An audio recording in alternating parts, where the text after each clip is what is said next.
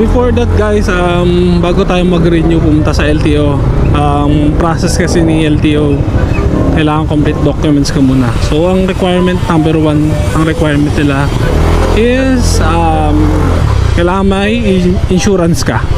So yung insurance guys, kukunin natin siya sa Bayad Center, yung may offer sila doon. So ano na lang tayo doon natin siya pabayaran, tapos i-print. The next is yung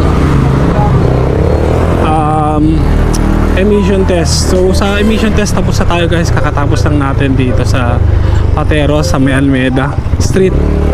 So yung Bayad Center na lang ang pupuntahan natin. Then after nyan, punta na tayo ng Pateros, LTO Pateros para mag-process ng ating I think gabol pa naman tayo since hanggang 5 PM or 6 PM pa naman ng LTO.